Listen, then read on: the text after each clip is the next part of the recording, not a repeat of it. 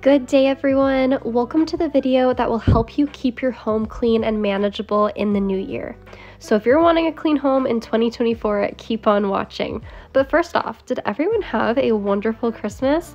I certainly hope so. In this video, I'm going to be sharing healthy habits that I have learned from being a homemaker that has helped me a lot to keep my home orderly. Something about me keeping my home clean did not come natural for me, let me tell you. It took a lot of effort and learning before I became good at it. After having my second baby, which was now about 10 months ago, the house was always messy, no matter how hard I tried to keep it clean. I literally felt like I was cleaning all the time, but yet the house was always messy. So if you can relate, grab a coffee, listen up, or if you want to be really productive, listen to this video podcast style while you clean an area in your home. That's always what I like to do. Let's put those cluttered, yucky, messy homes in the past. So my two biggest issues that I had when trying to keep my home clean and tidy was laundry and dishes. So every morning I start the day the exact same way, and that is with a load of laundry. A load of laundry will keep the piles away. It is so true. Every morning I collect all the clothes, all the towels, all the rags, and I will put a load of laundry in. This is the big change that changed my life. Don't wait until there are full loads of each category. Like, don't wait until you have a full load of towels, a full load of whites, a full load of colors. The piles get too big and there's so many piles, there's just too much laundry to do. Now I pretty much have two categories. I have rags and cleaning cloths, the stuff you'd wash your toilet with, and then I have our clothes. I will keep some fancy items separate and wash them on a gentle cycle, and I do keep certain whites separate so that they stay white, but overall everything just gets thrown in. In the past, my loads of laundry were so massive that they probably weren't even washing properly, so smaller loads are better. Don't be scared to start your washing machine when it's a quarter to half full. It's actually better for your machine and your clothes. So immediately after I get my laundry done, I move on to my dishes. I make sure to prioritize my laundry and dishes because, like I said, they were my two biggest issues. I don't know why I couldn't seem to figure out the whole dish situation, but now I have, so I'm sharing it with you. At night before I go to bed, I'll always start my dishwasher and make sure that all of the dishes are out of the sink and in the dishwasher. So first thing in the morning, open up that bad baby, put away all the dishes, and then I will load it with all of the dishes we had from breakfast. If we had a really big breakfast and we used a lot of dishes, I may start it again. I'll also throw in all of the bottles that I used to feed the baby at night. So usually I'm able to start the dishwasher again. Here is the key. Load and unload your dishwasher periodically during the day. I'm a stay-at-home mom on mat leave right now, so we cook every meal at the house, so I'm able to start it up a couple times a day. If you're not at home, then you're probably just like starting it once in the morning, once in the evening, or maybe even just once a day. But it's kind of like the laundry situation. Don't wait until your dishwasher is so full that it's like just every nook and cranny is full. Your dishes aren't even going to wash properly, so don't be afraid of, starting the dishwasher when it's half full. It's not a waste of water, and it's going to save you so much time and so much effort, I promise you. And that is what I used to do. I used to think that it was a waste of water, so that I had to wait until it was completely full. And nope, that is in the past now. And do not even put your dishes in the sink. They will pile up. Just put your dishes straight in the dishwasher. Trust me. I like to fill the sink up with scorching hot water in the morning, add a couple pumps of dish soap in there, and then I keep that in there for majority of the day, and I use that water to wipe any spills that occur and wipe my counters off, and just like wash my kids' hands, wash whatever I need to wash. I just have soapy water that is just accessible to me at all times to clean up messes. This new year, you guys need to clean on a schedule, trust me. Either have it written down or just have it in your mind. I just have my cleaning schedule in my head, but have a daily, a weekly, and a monthly cleaning list. So my daily cleaning duties are things like washing the counters, sweeping floors, mopping, and making my bed. Weekly, I have to wash my bed sheets, do my bathrooms, vacuum, and each week when I get my grocery order, before I put anything away, I will organize my pantry and I will clean and organize my fridge. This means throwing away any old food and washing literally every single surface in my fridge. The fridge gets dirty so fast, so make sure you don't forget about that. And then monthly, I do things that are a little more detailed and take a little more work. Things like doors and baseboards and windows and windowsills. But have a loose schedule. A loose schedule will allow you to stay on top of your cleaning and make you be able to have true rest so that you're not feeling like you're constantly cleaning. That is the beauty of a schedule. You have dedicated times and you have like a rhythm so that you're not continuously cleaning. This will free up so much more time so you can like prioritize the things that matter most in your life. For me, it's my kids. My kids will always be a priority, even on top of cleaning. So that is why I say have a loose schedule. A loose schedule for me means that if something else comes up that's a greater priority, I am happy to adjust my schedule around that. If I have an activity planned with my kids and the windows don't get done, that is completely fine by me. It's not a priority, but I just don't want to forget about doing those things.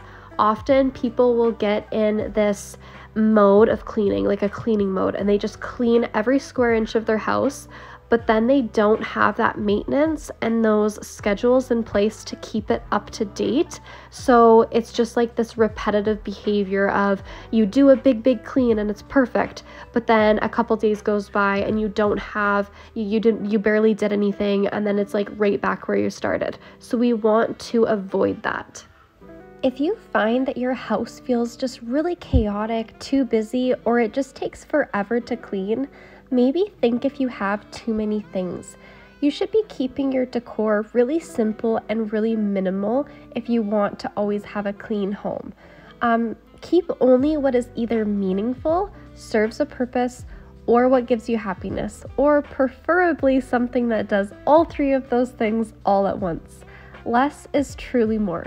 So go around your house sometime this week and collect, I don't know, like 5 to 10 things that you could either donate or sell. I always like to look at an item and think, would I rather have that sitting in storage or would I rather sell it for X amount of dollars and free up space? Honestly, I love living minimal, and I think I do a really great job of doing so. Just over a year ago, my family and we traveled to Australia and we lived in a little tiny camper van, and we were forced to live very minimal in a small space, and honestly, we were so happy. We did not have big messes to clean up. It was easy to keep clean, and like it was the greatest time in our life. And coming back into Canada and settling back down again, we knew that we wanted to continue with that minimal lifestyle. Prior to leaving to Australia, we sold like 90% of our possessions so that we didn't have to like pay for a huge storage unit. And now that we're back home, we're slowly re-getting stuff, but we are being very mindful to stay minimal because we just really enjoyed that, and we know that one day maybe we want to do that again. Now, the next thing I want to say, I'm a little bit nervous because I don't want it to offend anybody, and it might be kind of like a controversial thing. But from my experience, when you go into a wealthy person's home or a fancy home, it's often very minimal, it's clutter-free, and somehow always clean. From my experience, I find that poorer people like myself tend to have more possessions and more junk. I think it might be because as lower income people, we collect and keep everything because we know we can't afford to buy it, so we hold on to it just in case we find a use for it in the future. lower income families may also be given a lot of stuff, and this stuff just collects and collects and collects. Poor people, they always like a deal. Like, I'm speaking from experience. I'm poor, you guys. I am not a wealthy person. I'm on mat leave. So times are rough. We're living off of one income. My husband's trying as hard as he can. But in today's society, yeah, I'm just being straight up honest with you guys. We don't have a lot of money. So I feel like I can speak from this poor person's perspective. But poor people love a discount. They love a deal.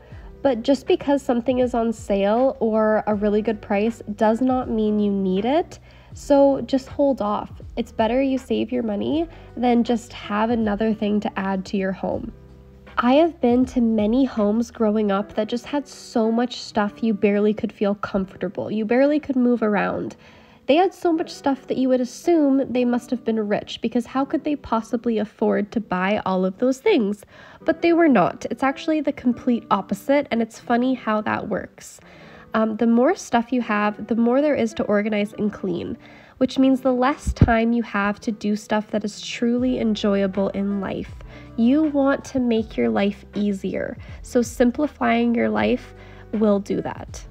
Now, please don't take offense by that, because I truly mean no harm. It is some people's style to kind of be a collector, and that is okay if you are enjoying what you have. As long as it is meaningful to you, serves a purpose, or gives you happiness, I think you're in the clear. That topic leads me into my next point, and that is to do a purge/declutter each season of the year. Christmas has just passed, and I'm sure that a lot of families have added more toys, clothes, and miscellaneous items to their houses. Now is the perfect time to do a purge. Go through every area of your home and keep only what you have used within the past year. This goes for clothes and toys and kitchen accessories, shoes, anything and everything. And don't rush the process. Go room by room, go in every drawer and every nook and cranny, and just purge. Trust me, it kind of is uncomfortable to do, but after it's done, it feels so much better, and you're really gonna notice the difference when it comes to your cleaning and organization. Now, I also want to say, a home is meant to be lived in, and with that comes messes, and I am not afraid of a mess. A messy home to me shows that the people in the home enjoyed themselves. Whether we hosted a big get-together with friends and family, or whether I just did a sensory activity with my toddler, the mess is the outcome of a beautiful event that took place. The home served a joyful purpose, and I love that. I want my kids to be raised in such a way that they're free to make messes, they're free to get dirty and have fun, but at the same time, I want to show them that you have to respect your belongings. A clean home shows that you love and care for your environment. A clean home is also more enjoyable to be in. I always say that a clean home equals a clean mind.